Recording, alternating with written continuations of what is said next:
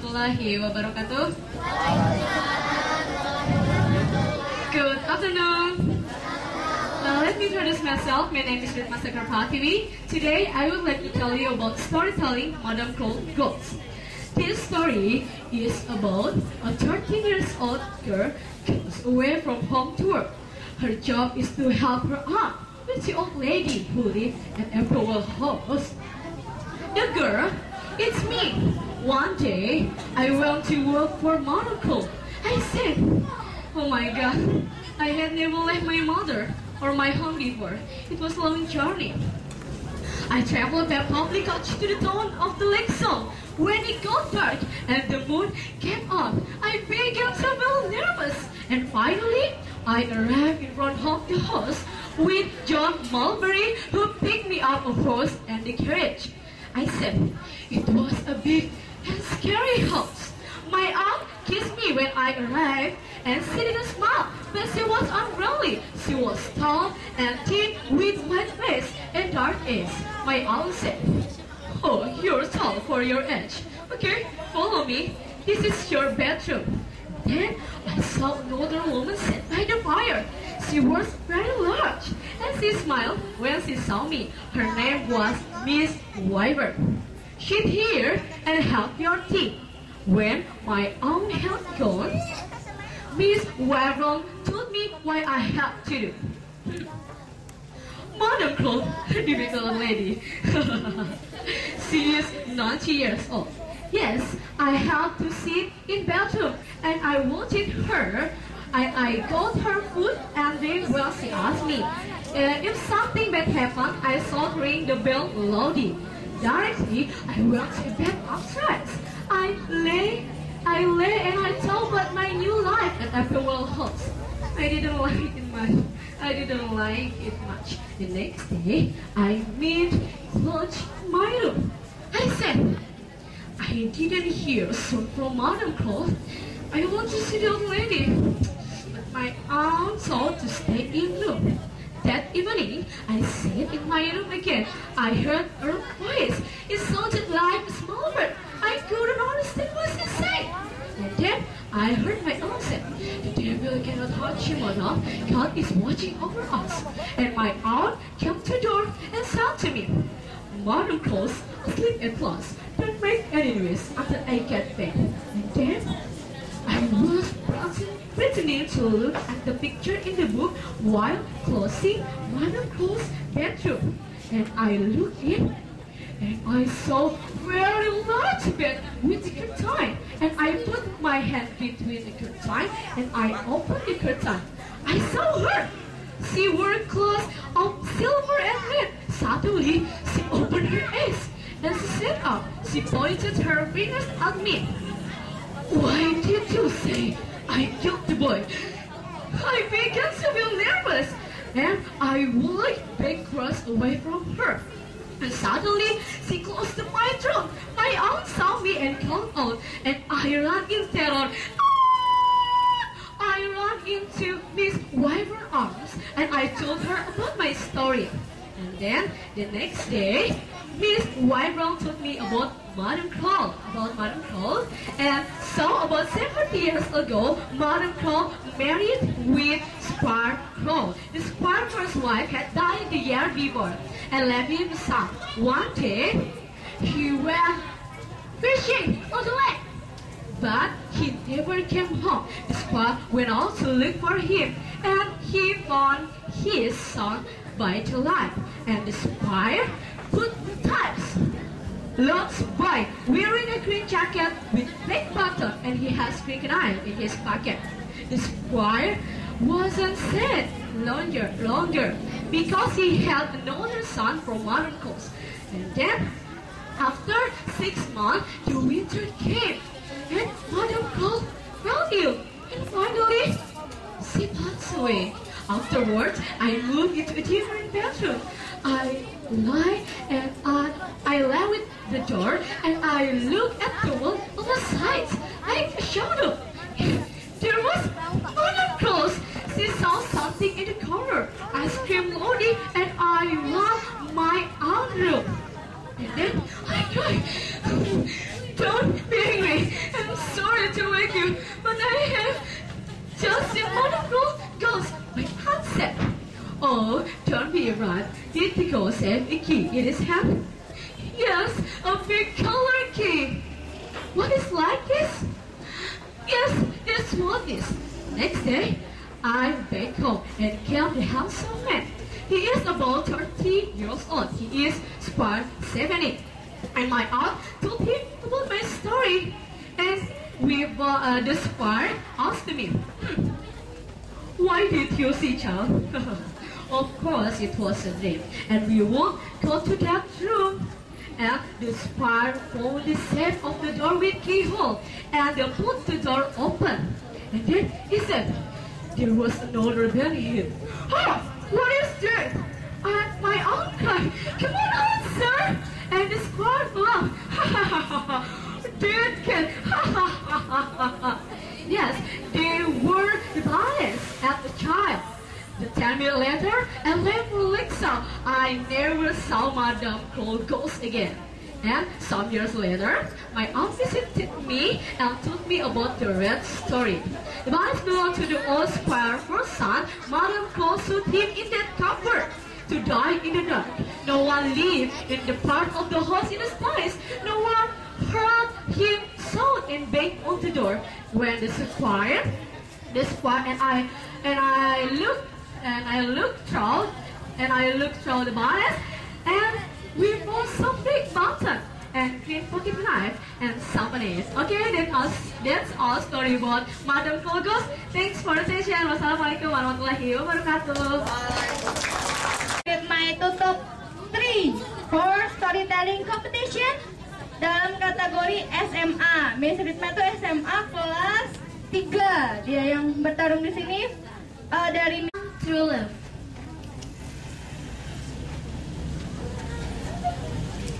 Aladdin, Princess Jasmine, and Jasmine's tiger, Raja, were relaxing in the palace courtyard when they heard a familiar voice. Genie had a trip around the world. He saw the pyramid in Egypt, went skiing in Sweden, and worked on his tent in the Caribbean. Aladdin and Jasmine were surrounded by gifts from every country the genie visited, especially kangaroo from Australia. It is a special surprise for Aladdin. But Genie was a bit lonely because he couldn't find another genie to share his love with, even though all their traveling was great. The princess began to tell the story. She told her father that she wanted to marry for love, but her father would like to marry a prince. There was a prince who didn't like her perfume. The next one was Prince Macho, who wanted her to do all the cooking, cleaning, and whatever other housework was needed. He wanted her to wash on his hand and foot because he wanted to relax. Princess Jasmine hated him and let him laugh. Genie was glad. She got rid of him. Next was Prince Wishy-Washy. He would like to do whatever she wanted to do. The princess decided to have a little of fun. Have roasted and beaten sweetened hummus for lunch. He turned green and left the room. The princess was happy with his decision. When Jasmine had almost lost hope, she met Aladdin. He turned himself into a prince and came to her balcony.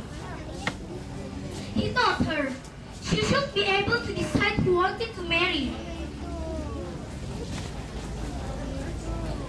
He took her on the most wonderful ride on the magic carpet. And true love blossomed. Genie wanted to have true love like Jasmine and Aladdin. Aladdin said that Genie was a great guy, funny, sweet and helpful, kind, and wonderful friend. Ginny will find some lucky lady Ginny like Jasmine. Jasmine knew that Ginny would find his true love. Okay, that's all about my story. I hope you can enjoy the story. Thank you. Bukan good lagi, but very good ya. Soalnya Miss Rindy itu pengalamannya banyak nih. Kemarin she was the winner for the second runner-up for the national competition. Ya, dia mengalahkan banyak finalis dari rayon Bekasi. Langsung dia terjun. Dan Miss Hen dan Mr. Tejo ketua selaku kepala cabang IEC Bekasi 10. Oke, give me applause for them. Yeay.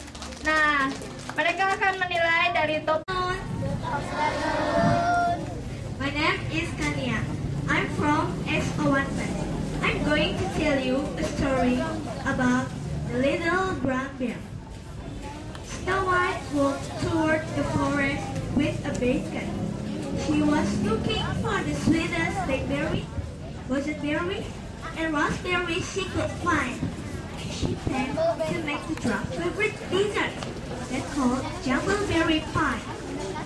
She and her friends began to fill her basket with the biggest blackberries she'd ever seen.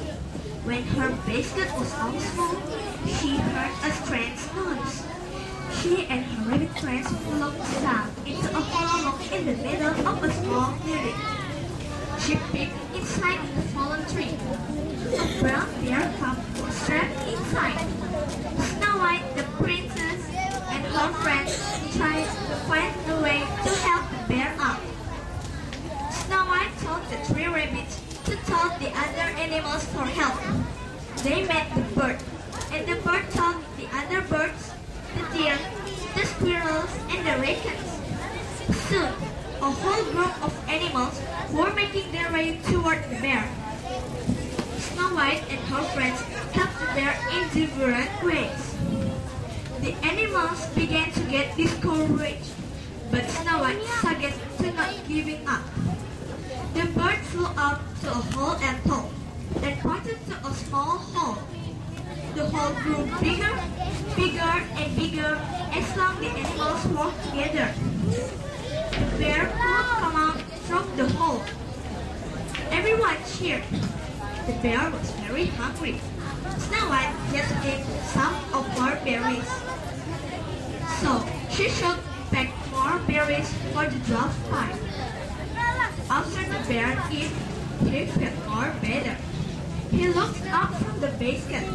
His face and palms were covered in berry juice. Everyone laughed. The bear was very happy to be free and have to meet too many friends. Okay, that's all the story. Thank you for your attention. Assalamualaikum warahmatullahi wabarakatuh. Okay, my name is Hanggani. I would like to tell you a story about Madame Rose Gash. Here's the story, guys. A 13-year-old girl goes away from home to work. Her job is to help her aunt and young lady who lives at Applewell House. Is the girl. I was just 13 when I went to work for Madame Rose at Applewell House. My aunt was housekeeper in there. I had never left my mother or home before. It was a long journey. I traveled by a public coach to the town of Lakeshore. And then I met John Mulberry in Lakeshore. John Mulberry helped me to the carriage and he saw my worried face. He said, "There's a cake and tea waiting for you in Applewell House." Then I arrived in Applewell House. My aunt kissed me when I arrived, and then she didn't smile, but she wasn't unfriendly. She took me to the housekeeper room. There was another woman sat by the fire. Her name is Mrs. Wayfern. Mrs. Wayfern is told to me, "Madame Rose is difficult old lady," said her. Then I asked how old Madame Rose is. She is 93 and she will probably live for 100. Then I go to my bedroom in upstairs. I lay my bag in my bedroom, so I thought about my new life at Applewell House. On the next day, I mended my clothes in that room. I didn't hear something from Madame Crow's room. In that evening, I pretending to look at my picture in the old book. And then after that, I hear some voice like a bird or animals. They're from Madame Crow's room. And I hear my own voice. The devil can hurt you, madam. The God is watching over us. I'm very confused. And I found my aunt in my door. She said, don't make any noise until I get back. So I'm started to walk away in my room. And then I found myself in Madame Crow's room. I turned it and I saw a large bed with curtains around it. Then I put my hand into the curtain. I opened the curtain and I saw the Madame Crow. Suddenly, she opened her eyes and then sat up and turned her feet into the floor. I'm very nervous. She looked right at me and then her finger is pointing to my throat. What did you say? I killed the boy. She screamed at me and then I ran out to the room to the Mrs. Wayfern, and I told the story for Mrs. Wayfern. After that day, Miss Wayfern and my aunt always stay with me in Madame Crow's room. And several days later, Mrs. Wayfern told me the story about Madame Crow. It's about 70 years ago. 70 years ago, Madame Crow married by Squire Crow. Squire had a son, and the son was lost when he went to fishing in the lake, and no one found her son. Anyway, Madame Crow has a new son, and the new son became a squire at a few later. And then, the present squire is Squire Champney Crow. Squire Champney Crow is Madame Crow's grandson. And now, I worked at Applewell House for 6 months. And then, the winter came up and Madame Crow fell ill. And finally, she died. But the 70 Squire Crow couldn't come to Applewell House on time because he far away in France. And then, we waited for Japanese Squire to wed us.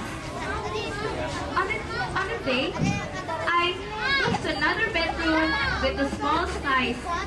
I laid my bag in the door. I looked in the opposite me, and I see the Madame Crow's ghost. She walked away into the corner, and then she opened the door in the wall that I had never seen before. I ran up to my aunt's room, and I told the story. On the next day, Stephanie Crow arrived in Applewell House. I told the story to him.